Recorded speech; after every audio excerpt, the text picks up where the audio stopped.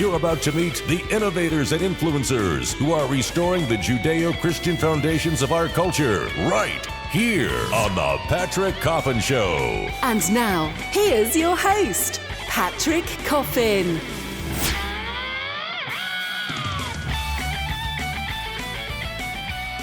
Yes, indeed. Welcome to The Patrick Coffin Show. This is the place where we go upstream to the sources of culture, away from the day-to-day verbal sparring about politics and mundane prudential arguments, and we discuss best practices for repairing the DNA damage done to America and to the West. Our guest in this episode is an historian, journalist, and broadcaster. His name's Tim Stanley. He specializes in American history, politics, and religion. Nothing controversial, of course. He writes a column for the Daily Telegraph and holds a PhD in history from Trinity College in Cambridge. He's also the author of a fine biography of Patrick Buchanan. It's called The Crusader. Also check out his book, Citizen Hollywood, How the Collaboration Between LA and DC Revolutionized American Politics. I'll be having some show notes at patrickcoffin.media on both those books. He joins us now from London. Tim, thanks for joining us. It's a pleasure. I thought we'd start with you. We'll make the show all about you, okay? Alfred Hitchcock, in his famous exchange in 1962 with the French director Francois Truffaut, I like using any excuse to say Francois Truffaut, but they had an extended interview that's now apparently a documentary, which I haven't seen, and at one point Truffaut asks him about what it's like to be an artist who's Catholic, and Hitchcock says something to the effect of, well, being an Englishman and a Catholic automatically makes you eccentric.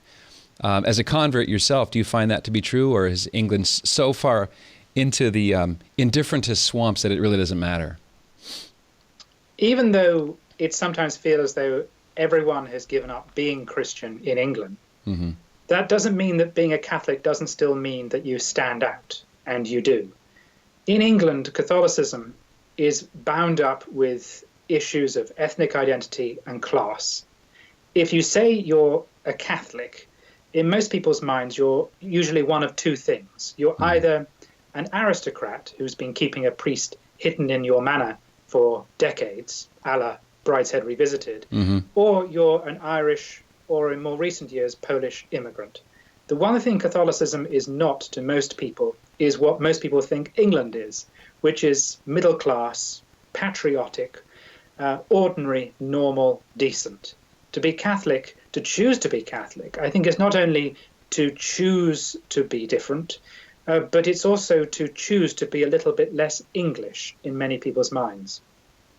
Because of the lingering perception that a Catholic is more loyal to the potentate in Rome than to the monarch in London? Absolutely. Also because we are still raised on a schoolboy's history of England that tells us that in the 16th century, Henry liberated us from the backwards, dark, sexually deviant Catholic Church and established the true English patriotic Anglican Church. And that anyone who has any residual loyalty to the Catholic Church, therefore, is not only being un-English, but they're also in some way defying progress. They're defying the advance of democracy, of reason, of the Reformation and of the Enlightenment. So to choose to be Catholic, as I did because I'm a convert, is seen by many as a conscious rejection of my national identity, possibly my class, and possibly even progress itself. There's something ironic about that, isn't there, with the sexual deviancy in Rome in light of the kind of the efficient cause of Henry VIII's actions. There's a joke here that some speakers will begin, as Henry VIII said to his wife, I won't keep you long. Right. Yeah. But the weird thing is that in England, Henry VIII is remembered in the same way that Ivan the Terrible is remembered in Russia. And even nowadays, for some people, Stalin is remembered as a ruthless man, but a necessary moment in history and an embodiment of the best of the national character. So to most English people, Henry VIII is a jolly fat man who freed us from Roman dominion and put us on the path towards the Enlightenment, the empire, and self-governance.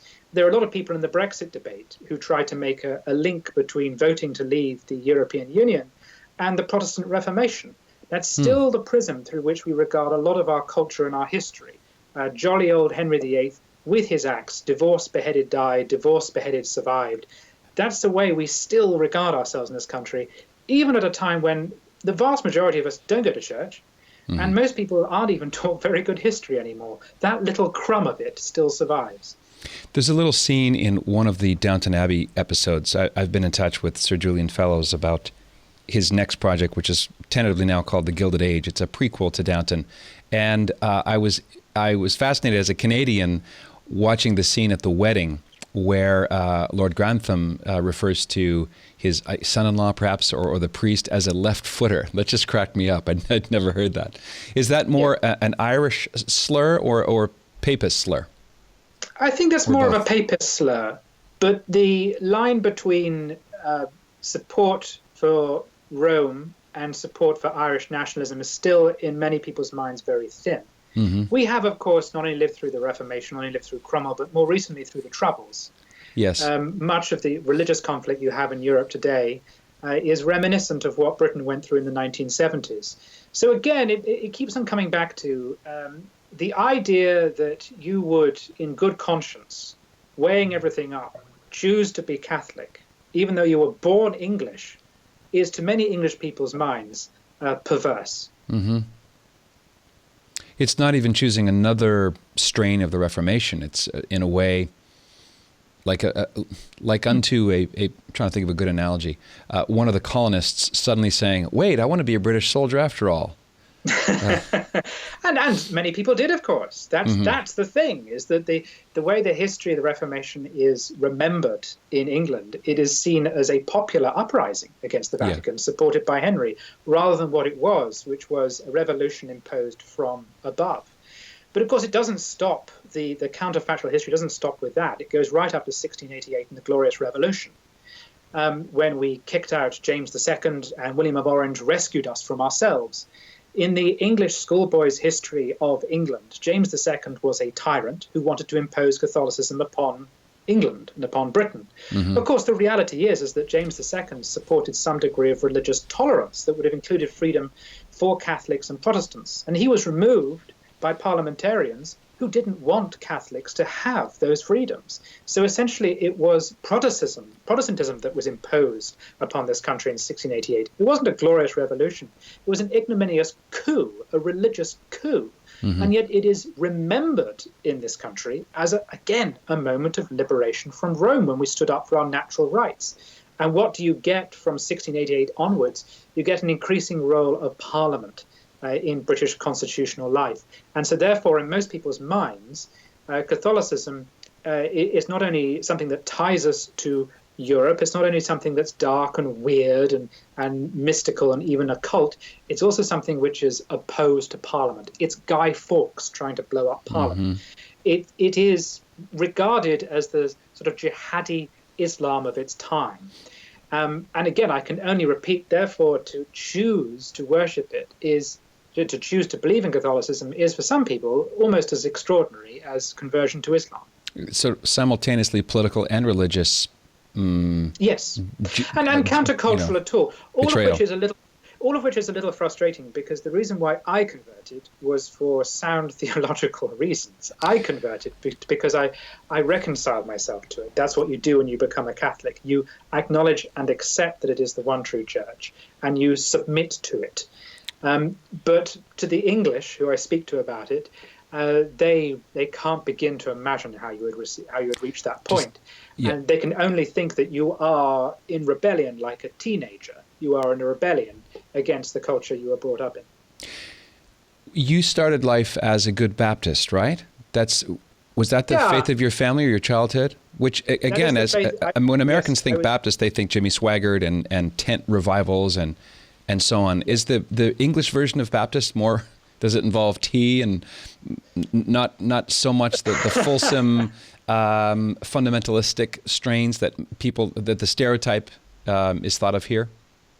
As I get older and I am very comfortable with my Catholicism, I actually find it easier to think about and try to remember what it was like to be a Baptist, because I did reject being raised as a Baptist. First, I became an atheist, and then later I became a Catholic. And that must, in some way, along the way, I did consciously reject that form of Protestantism. Mm-hmm. Looking back on it, it was not dissimilar to what you're describing in America, but it was that with added Downton Abbey. So it was a little more restrained. That said, the baptism in this country is a combination of fundamentalism and charismatic worship. So you have both biblical literalism. Mm-hmm. We were raised to believe that it was Adam and Eve in the Garden of Eden. There were no monkeys. Jonah was literally swallowed by a whale. We were raised to believe in the utter accuracy of the Bible. But we were also raised to believe that the Holy Spirit could act through people and that they could have divine revelations. So it wasn't uncommon for people to talk in tongues and to cast out devils and things like that. Mm-hmm. And so I was lucky in a way, because if you were raised in the rather sterile Anglican tradition, which is popular in England today, you would be encouraged to think that those things were a sign of lunacy. But I was raised in a household where talk about God was natural. The concept of the other was a given.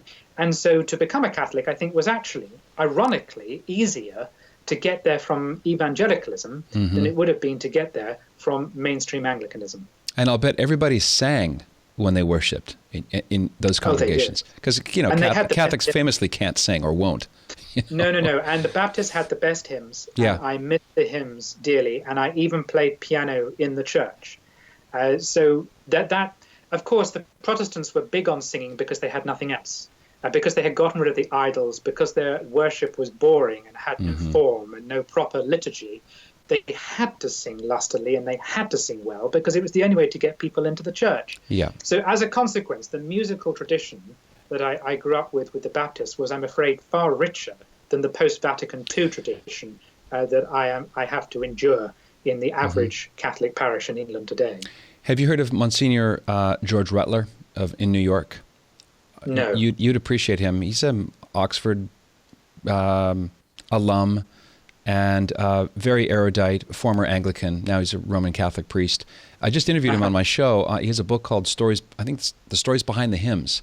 It's like he takes the top 100 hymns of Christendom and kind of tells the story behind the story. I think as a musician, you'd appreciate his message because sometimes, in America and as in Canada, perhaps with England as well, we're very much an entertainment-oriented culture. We want to be entertained. We want things to be funny, interesting, and if the minister is charismatic and a great speaker, all the better. So if you leave that in favor of the glory of receiving the God of the universe in the Eucharist, you better believe that that's the case, because it's probably not going to keep you long if you think you're not being fed by the Eucharist. Absolutely, you're completely right. I'm afraid that most priests are very boring, and aside from the hymns, I also miss charismatic sermons. But that said, the membership of my parents' church went up and down according to the minister.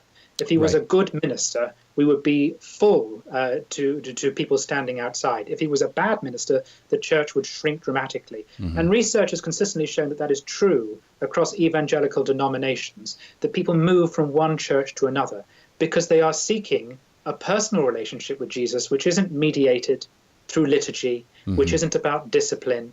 In the Baptist faith, you keep going to church for fear that if you don't, you might go to hell. But there is no actual discipline. There is no requirement. There is no canon law telling you must attend Mass in the way that we have. So it's a different kind of relationship. In the Baptist church, your relationship with God is more like a passionate love affair that burns very bright and occasionally dies. In the Catholic Church, it's more like a grill. It's always kept at a certain temperature, burning away. And that lasts longer, and I think is far healthier. Yeah, and the gas supply, it begins in divinity, so it's never going to go out, just to extend the analogy further. Well, you see this in our dioceses and archdioceses here, where the bishop is strong and what outsiders would call conservative, that there's a standard and everybody knows what it is. Those are the dioceses, I'm thinking 2 or 3 just off the top of my head, where the lineups for the seminary are long and they have housing problems in seminaries. Because young men are looking for something beyond the Barney version, this over-domesticated version of what it means to be a Catholic man today. Men are drawn to that adventure, stepping into the breach. It's a battle, and if you don't know it's a battle, you're already on the wrong team. I agree. I cannot understand the attitude of many in the hierarchy of the Catholic Church towards their own faith. It's almost as if they were apologizing for it. I don't get that. I have converted to it because I believe in it thoroughly, absolutely, to my very core. I know it is the truth. There is nothing to apologize for. Yeah. And yet one attends some parishes, some masses, and it feels less like a great mass, a sacrifice. It feels more like group therapy, a constant apology for being Catholic. Thank you for coming. It's so nice for you to come here. We'll sing a very soft, gentle hymn on a piano so as we don't wake anyone up. All that sort of thing. And I don't understand it, and it frustrates me. And you're absolutely right that the logic of Vatican II liberalism says that the parishes which are most accommodating, and most accommodating to the laity, ought to be the most successful and most flourishing. It's the other way round. Yeah. The parishes that make the greatest demands of the laity, they are the parishes that are flourishing, because people can see a church saying to them, you must be here. Not you might want to be here, but you must be here and you need to be here. It's sort of been replaced by a therapeutic deism, where fed and abetted by the music, there's almost a sense that in some parishes, it's the community worshiping itself. Yes, that's absolutely right. I'm sounding a little critical. I don't want to be too critical, partly because I'm not a cradle Catholic. I wasn't raised in that. So I haven't been through the very specific historical experience of being a Catholic through the 40s, 50s, and 60s. Sure. And I understand why some Catholics have reached that point in their faith where they feel that is necessary. They have lived through the sex abuse crisis. They have lived through communism. They have lived through liberalism. They have seen the church challenged, and they've seen it had to adjust in some ways in order to survive. So I don't want to be too critical of older priests who feel that's necessary because that's what speaks to their life experience. But what I would say is this is not 1962 anymore. The world has changed, and the evidence that I see suggests that the new generation, the people growing up in the faith now, they want something different. They want something a little more confident, something that's not always apologizing for the mistakes of the past. Yeah, apologetics, not apologies. Yes, exactly. Yeah, the millennials have no idea who any of the 60s and 70s feminist thinkers are. They don't care. It's not their fist fight. No. And in some ways that leaves a space not only for being more assertive, but in some ways it leaves a space for being a little more tolerant and understanding. There is less need for a humana vitae nowadays. The doctrine does not change. One always must be reminding people what the truth is. But there's less need to be so strident or angry about one's faith, because one doesn't have to reassert it in the way that had to be done in the 60s. And that's one thing I like about Francis. I agreed with him when he said, who am I to judge? If you look at the very specific quote, the very specific circumstance he was talking about a gay priest. Yeah, who am I to judge him? Of course, they took the him off and it became a rainbow slogan. The media twisted that. Yeah. But if you're talking about genuine contrition, I see where the Holy Father is coming from. And I entirely understand. I think in that sense, he's completely right. The world has moved on, and we need to show a different face of Catholicism to the world. I would think that someone who is part of the millennial generation or whatever followed Generation X, there's various ways to describe it, that being a serious Catholic is almost punk. It's almost rock and roll, going way upstream. Yes, it is. Yes, I think that's absolutely true. In some ways, though, in the very specific condition of England, it's a sort of get-out-of-jail-free card. How so? What do you mean? Well, if in an everyday life I was to talk about Jesus and Christ and I was evangelical, people would regard that as really weird. Yeah. But if you add to that, do excuse me, I'm a Catholic, they assume you're simply saying these things because you have to. It's the way you were raised. You're probably Irish. That's what they think. They imagine you were raised by an Irish mother who drilled this into your head. Gotcha. And you probably don't really believe it. So in an odd way, being Catholic lets you get away with it. But generally speaking, to talk openly and without fear about religion nowadays, yes, is controversial and does shake things up. That's not the only reason. That of course, is not the reason to do it. And that's not why one should do it. To wind people up or offend them or cause alarm. But there's no denying that there is something particularly revolutionary nowadays about believing in God. Did your conversion to the Catholic faith, Tim, did that give you a different set of lenses through which you began to reinterpret everything you thought about the writings of Karl Marx and Marxism and a kind of left-leaning socialism?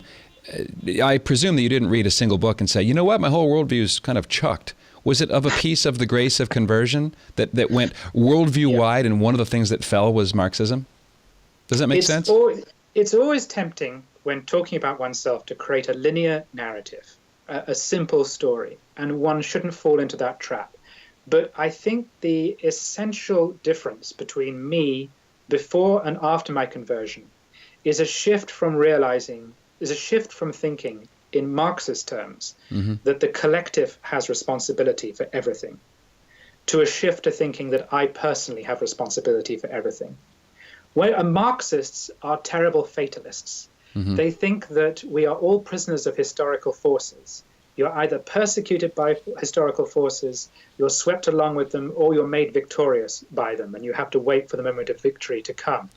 You wait for a class to be victorious. You wait for a party to achieve things. You wait, most importantly, in West European socialism, you wait for the state to do things for you. The state is redemptive. It provides your education. It provides your healthcare. And when you fight for socialism through the ballot box in Europe, what you're essentially fighting for is a bigger state that will look after people on your behalf. The change that happened over the course, slowly, of a decade was my growing awareness that God is asking me personally to take care of other people. It's my responsibility when my father was ill and dying. It was my responsibility to look after him. If I want something, it is my responsibility. I've just bought a car, so it's my responsibility to drive carefully, to keep my premiums down, to work very hard so I can afford my insurance. In a way, what I'm describing is simply maturity, but there is a Catholic dimension to it, which is that we are called to care for others, not only to love God, but to love others as though they were God. And that awareness of your individual responsibility necessitates a break from Marxism and a break from waiting for the working class to liberate you, the state to feed you, and other people to take responsibility. That's not good enough. You've got to do it. That, for me, is the big psychological change. Interesting. So if you translate this into redemptive or sacramental terms, the liberation offered by Marxism is the liberation of the collective, of the group, whereas within Christianity, especially the Catholic faith, it's the liberation of the individual and his or her unique dignity, utterly irreplaceable. Yes, completely, yes. Also, the struggle is personal. There are many things which are very similar between Marxism and Christianity. In some ways, the concept of sin is very similar between the two of them. The concept of being fallen, being in a fallen society, the need to atone, the need to work through good acts, the need to atone through good acts. All these things are quite similar. But the one other difference is that when I do wrong, I must speak to God through a priest directly about it. Again, the victory is personal. It's over myself. It's not about collective action. It's not about creating a more powerful state to do things for me and correct these ills on my behalf. It's about me saying, you know what? I'm greedy. I'm bad. I've taken the Lord's name in vain. I've eaten too much. I've been rude to my parents. That's my responsibility. It's nothing to do with my class, nothing to do with economic forces beyond my control. It's me. It's all on me, and I've got to do something about it. So it's not the case that you are either a hammer or an anvil. That's a kind of a false dichotomy, or a false limiting reductivist picture of the complexity that we are. Yes. And of course, I don't quite know how it relates to Marxism, but one of the most important things that Christianity and Catholicism teaches you is to love yourself, not to regard yourself as wretched, not to regard yourself as lost and beyond redemption, but it starts from acknowledging and accepting that you are loved by your Father. That's a huge thing for people. That's a surprisingly difficult thing for people to accept. And it's one of the biggest reasons, if not the biggest reasons, why most people reject Christianity and Catholicism and don't accept it. Because if you dug very deep into their history and their psychology, you would discover that they cannot accept that they're loved unconditionally by other people. Yeah, there's no real place in Marxism. The good news is it's too good. It's too good. It's too good to be true. Yeah. It's too good to believe, because we are full of doubt. And in many ways, our life experience teaches us that life doesn't work that way. So it's a huge leap to acknowledge that there is a God. And out of all the billions of people in the world, he has time and patience for you. That's very hard to accept. Even though the great commandment, what's the greatest commandment? Our Lord says, well, you love the Lord your God with all your heart, all your soul, all your mind, and all your strength, and love your neighbor as yourself. The presumption our Lord gives is that we have love for ourselves. Otherwise, we wouldn't care about others. Yes, exactly. That's very true. It's very true. It's still hard. It's still hard for people to accept. One thing that's misunderstood about Marx is people often dwell on the quotation when he said that religion is the opium of the people. But Marx went on to say that so long as capitalism divided people, so long as man was denied full realization of his potential, he understood entirely why people would turn to religion. Marx actually perfectly understood. He had a very good insight for the psychological and emotional way in which religion speaks to people and uplifts them. He would prefer to have swept it away, but so long as society wasn't perfect, he accepted that it would exist. So there's a grudging. Marxism in that sense is a little bit like Lucifer looking up to heaven and wishing he were there. It has rejected something, but it still understands the appeal of it and why it wins when Marxism so often did not. Are you familiar with the writings of Archbishop Fulton Sheen? Is that a name yes, familiar? Yes. He was a magnificent articulator of the fact that socialism apes Christianity. I mean, if it was just a crazy bunch of lies, no one would fall for it. It would not ever have become a movement that persists to this day in various forms. But I detect, correct me if I'm wrong, Tim, but I noticed a kind of acceptance of a Christianized, almost baptized version of socialism that's kind of crept into some pronouncements by some bishops' conferences that does seem to tap into this nanny state, getting away from the individual's rights and responsibilities and the need to be charitable, and kind of almost, I think the late Father Newhouse once called the U.S. Conference of Catholic Bishops the Democratic Party at prayer. Is that a trend? Do you notice that? I mean, if you read Quadragesimo Animo, the great, I believe it was an encyclical, 1931 by Pius XI, there's nothing ambiguous about his assessment of socialism. He describes it, he nails it, he says it's become in most parts of the world, the difference between that and communism is a distinction without a difference. I don't see that spirit present in some modern bishops' articulation of economic matters. Do you agree, or am I way off here? You're absolutely right. But as we were saying earlier, I am a little reluctant to judge people who live through a particular social and cultural moment. I will probably feel the same way about things in the future as I do now. People don't tend to develop. And likewise, anyone who lived through the 60s and the 70s, through the peace movement, through the civil rights movement, Martin Luther King probably is America's greatest secular saint in most people's eyes. For those people, to some extent, the expansion of the welfare state is a part of the Christian mission and this idea of building heaven on earth, which I think is a huge mistake. I mean, don't get me wrong, I'm very critical of this, but I understand where people are coming from. You see it in Pope Francis as well. And people judge that as a political, ideological thing, and they separate it from his personal biography. This is a man who grew up in Argentina, who experienced Peronism, who experienced a bloodthirsty junta, who has been working among the barrios and among the poorest, some of the poorest people in the world. So it's understandable that he takes the perspective he does. I don't think it's... I agree with the more conservative economic and social critiques. I think it's up to them to voice it, and necessarily to be too condemnatory of the other side. But yes, it is a little frustrating, because ultimately Jesus said the poor are always with us. That wasn't a dismissal by any means. And that didn't mean one doesn't do anything and one does do something. But it is a reminder that poverty in some form will always be present. But we as Christians are called to save our souls as well as to fill people's bellies. I'm sure you've heard the objection against the so-called wealth of the Vatican. If we just sell all those works of art, sell the property, and make sandwiches for the poor. And I always like to answer, so when the poor's bellies are full 2 weeks later and they have nothing, and the art is now either in a museum or in the dining room of a millionaire, are we further ahead? And wasn't that the objection Judas had to the priceless spikenard that the woman anointed his feet with? Yes. There's a kind of a misplaced concern for the poor that Judas certainly had. Yes, precisely. And of course, Judas himself, I'm not going to get into the complex theology behind his psychological decision, but Judas himself is bribed into betrayal. So there is materialism. There is materialism. Absolutely, you're quite right. In the same way that food feeds someone's belly, a good painting, a beautiful altar feeds someone's soul, and that is just as important to them. It's most important to them on their deathbed.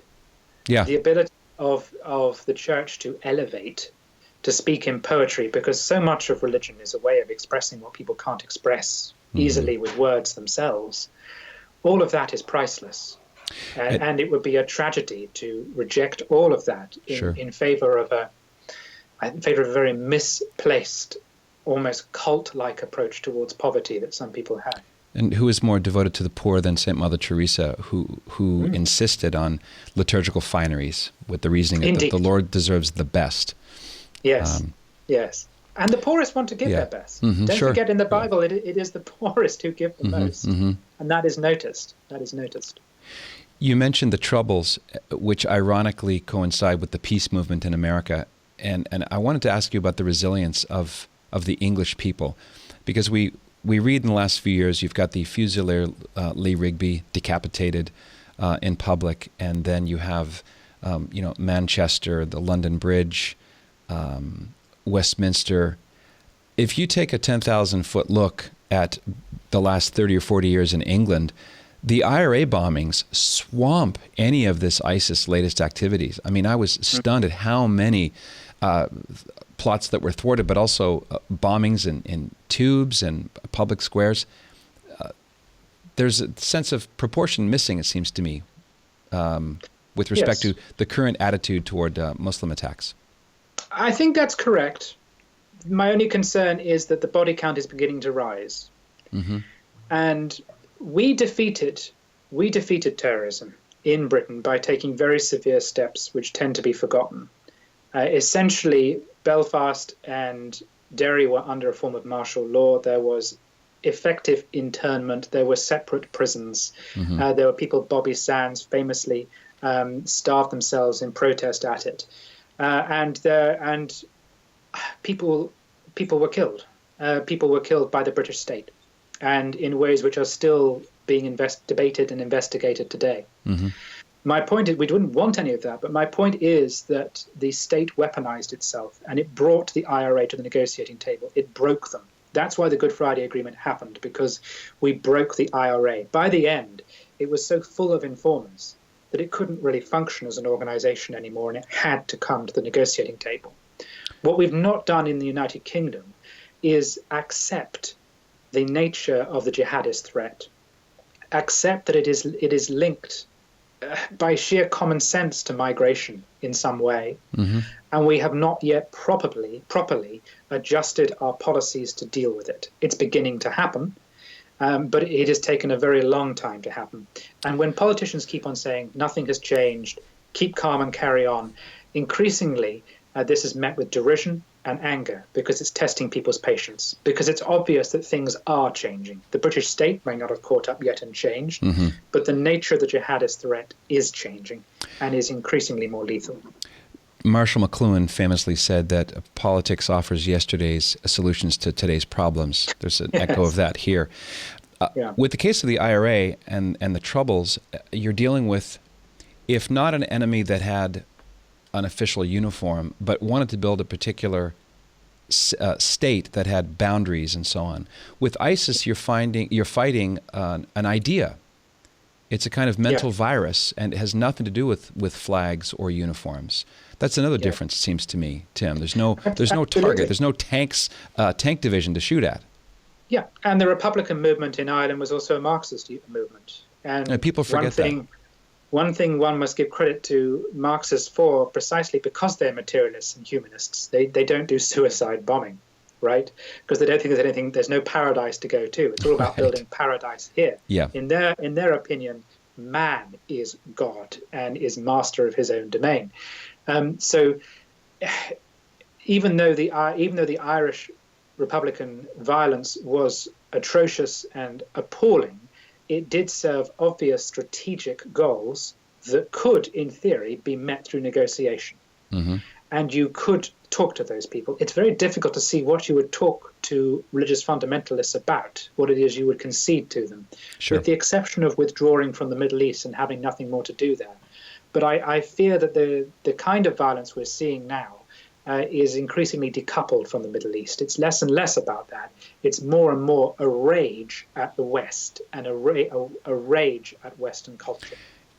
And you see an increasing number of jihadis raised in middle and upper class English homes, that they weren't born on the streets of outside, Baghdad. They're proper Englishmen who changed their names. Some of them got into trouble with the law and became radicalized in prison. Is this a trend, or is a little uptick, or is there many more English-born, homegrown terrorists that get radicalized somewhere along the way? That rage, perhaps it's breakdown of the family, maybe absence of the father, but it gets exploited and they become radicalized as non-foreigners. A classic, if you had to come up with a stereotypical profile of a British jihadi terrorist, it would be Abedi, the man who was responsible for the Manchester attack. Second generation immigrant, so grew up in this country, got a good education, seems relatively intelligent, but is apparently prone to violence, petty crime, travels back and forth between Britain and the Middle East, and at some point makes a decision to do something terrible, cuts himself off from his family and goes away and does it. You see, it's very difficult. It's very difficult to predict exactly why people are going to do it or who is exactly going to do it, but there do seem to be certain psychological traits. It's obvious that the people behind this are picking up upon certain individuals who fit a certain template. They're honing in on them, and those are the people who they're able to turn and push towards violence. And it is people with a violent background, people with petty crime. A common theme is the use of drugs. Very often these are people who are known to experiment with marijuana or hard drugs. They're quite often sexually promiscuous as well. Yeah. So they're essentially thugs. They're violent thugs. Many of them would just be deemed psychopaths, but they have been programmed and tapped into and turned upon the country, which has been very, very good to them. Tim, is there, just turning to contemporary politics, and I know this is kind of like catnip for you. If you want to break out into a cigarette, that's okay. Is there any British analog to Donald Trump as a figure? Mrs. Thatcher, is there anything in recent history that can compare to the rise of the Trump presidency and his disruptive, so far positive? I mean, looking at it from the perspective of religious freedom, it was either him or it was Hillary Clinton. That would have been a very, very different present and future. Is there any analog in the UK to Trump? I think that generally, across Western society, people are, after a decade, passing a verdict on huge mistakes that the establishment signed up to. The Iraq War, the credit crunch, wars in the Middle East, things like that. And I see Trump as part of that. People are rebelling, but they haven't yet decided what they want. Donald Trump didn't win the presidential election in the sense of the most popular votes. He won it on almost a technical default. So that's proof that the American people weren't actually that clear what they wanted in 2016. So I would compare Donald Trump right now to Jeremy Corbyn, who is the very left-wing, indeed Marxist leader of the Labour Party in Britain. And that might sound like an odd comparison, but even if you accept that they are completely different and what they offer is very different, they both represent a rebellion that people said could never happen. In the run-up to our last general election, which was last month, Jeremy Corbyn was 20 points behind the Conservative Prime Minister in the polls. He seemed completely out of touch, out of the game. A pacifist, wants to tax and spend, all that kind of thing. But over the course of the campaign, as the Conservative Prime Minister essentially removed herself rather arrogantly from the campaign trail because she thought she was going to walk it, he struck a chord with people. He tapped into people's anger, people's frustration, particularly about the quality of life. And he came from behind to come relatively close to winning, which surprised everyone. So in a sense, it was our version of the 2016 presidential election, except that Hillary Clinton won. So I see all of these people, Emmanuel Macron, Jeremy Corbyn, Donald Trump, they are all essentially part of a rebellion by a polis, a polity that still doesn't quite know what it wants. Interesting. I was in Ireland a couple of years ago, and I also do close-up magic, so I was doing some close-up effects, and it's a great door opener to talk about the faith. This is several overlaps. It kind of induces wonder and so on. And the theme I got from young Irish ex-Catholics there was that they were very frank with me, maybe because I was I was a foreigner. But the running theme was we've taken ourselves out from under the authority of the Catholic Church, but we don't know whose authority we're under now. Yes, So absolutely. Yeah. That's what Irish society's been going through. The vote on gay marriage a couple of years ago was partly about marriage equality. It was also about a rebellion against the Catholic Church. And interestingly, a rebellion which some in the Catholic Church joined. There were priests who supported gay marriage equality. Yeah. So absolutely, you're seeing a society rejecting all forms of elite guidance. And because our Irish society happened, as some bizarre hangover, to still have a very prominent and important Catholic Church, it was the Catholic Church that got it in the neck. In my country, in Britain, it was the bankers, it was journalists, it was politicians rather than the church. And in some ways, actually, I would say that in the last few years in Britain, Christian voices have emerged as a new form of authority. People are far more interested in what Christian religious leaders have to say in this country than they were 10 years ago. So by sheer accident of fortune, I think Catholicism is probably now currently more highly regarded in Britain than it is in Ireland. As a moral voice, because there's bishops aren't voted in. They're appointed, and it's permanent, and therefore you accept the truth claims or you don't. But they're there presented with no ulterior motive or demagoguery. Yes, hopefully anyway. But also in Ireland, as we were talking about earlier about the difference between Catholic and liberal parishes, Ireland is like the worst giant liberal parish. I'm visiting it myself in August, and of course the first thing I wanted to know, because I'm going on a Sunday, was where can I go to? I prefer the Latin Mass. Where can I go to a good Latin Mass in Dublin? There are only between 2 and 4 in the entire country taking place on a Sunday. I find that remarkable. There are probably a couple of dozen taking place in England, and we're an Anglican country, we're a Protestant country. Sure. So Ireland made a series of decisions about the kind of church it wanted to be from the 60s onwards that involved, on the one hand, clinging on to political influence and power, and on the other hand, the very worst forms of compromise with cultural liberalism. And that's the worst situation to find yourself in. Ireland tracks rather eerily to the province of Quebec in that. Absolutely. Going from the highest birth rate in the world in the 20s to jettisoning the Holy Mother of the Church around 1960 and replacing it not with anarchy but with the state. Yes, the new God. And with nationalism. Right. The province of Quebec, briefly, just for Canadian listeners or Americans who don't know, all the provinces of Canada have legislatures, provincial legislatures, but the Quebec legislature is called the National Assembly. Goes to that sort of nationalist thing. Back to the vote for the redefinition of marriage in Ireland for a moment, Tim, because this goes to perception and onus. The people who wanted to keep marriage defined as between one man and one woman were on the no side. So already we're back on our heels and trying to sell a negative as opposed to progress, rainbow, love is love, and so on. And plus, outgunned mightily by foreign financial support from outside Ireland. Absolutely. Also, there was a vote in Parliament in Britain around the same time, which went in favour of gay marriage as well. Also, it was only when the debate was over that social conservatives like myself realized that we were making quite the wrong argument, or at least an argument that didn't connect with people. Social conservatives assumed that most people shared our definition of marriage, that marriage was essentially about the raising of children. or at least being open to the possibility of children, because of course not Yes. everyone can conceive, but they can conceive in principle. But since the 1960s, marriage has not been that. Since the invention of no-fault divorce, people have walked away from marriage. Since contraception, people have stopped having kids in marriage, and people have simply stopped marrying. Yeah. For many people, marriage has become, I really don't say this to diminish it, but it has become for them something incidental to their relationship, not the thing that defines their relationship. Yeah. Back to when they came to think about gay people having it, who were their friends, their children, their relatives, they thought, why would I deny this to them? Why? Sure.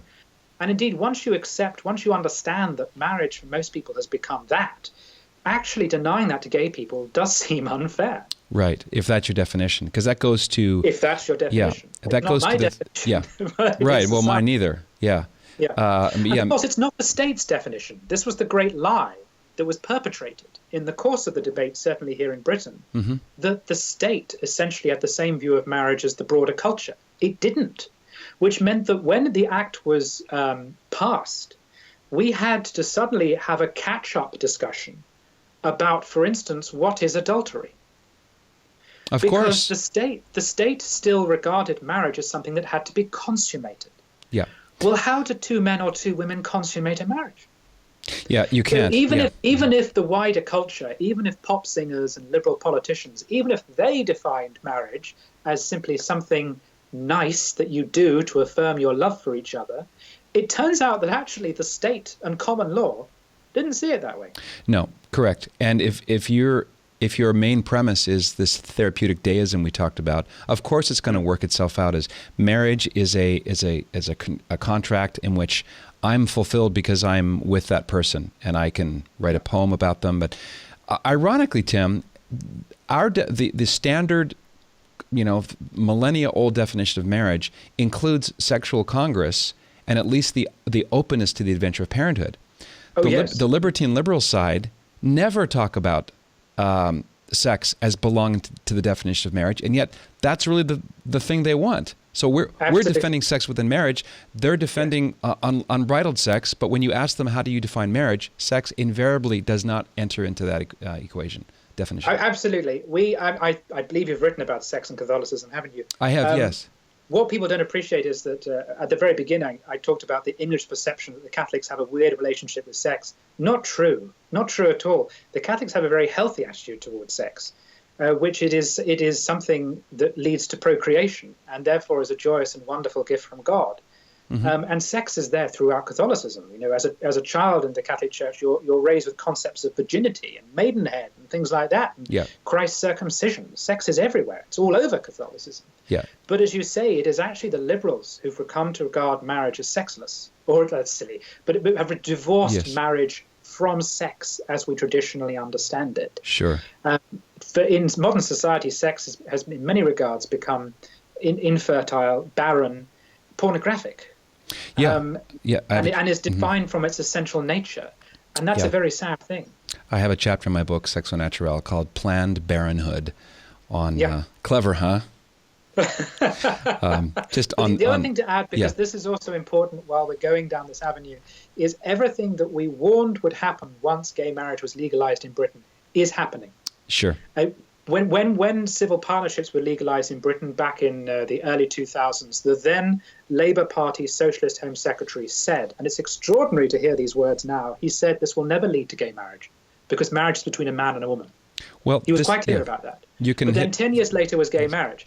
And after gay marriage, we're getting transgendered rights. We're getting the growth of polygamous voices. We're getting the threat of teachers being sacked if they don't endorse gay marriage. Of course. And we're starting to get, we will start to see legal suits to force churches to recognize it.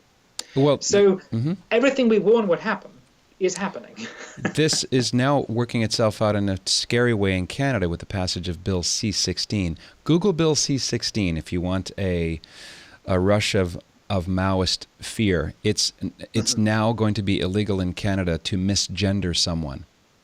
Right. With federal hate crimes legislation. Right. I'm going to be talking with Jordan Peterson about this going forward. And it's all an outgrowth of, I believe, what happened in August of 1930 when the Anglican Church, for the very first time in Christian history, permitted contraception only within marriage, only within extraordinary justifying circumstances. And then, of course, Pius XI, whom we mentioned earlier, put out Casti Connubii, and he just kind of let the hammer drop. He never used the phrase Anglican Church, but everyone knew what the target was. Right. And then if you go to the predictions of Paul VI and Humanae Vitae, they've all come true in spades.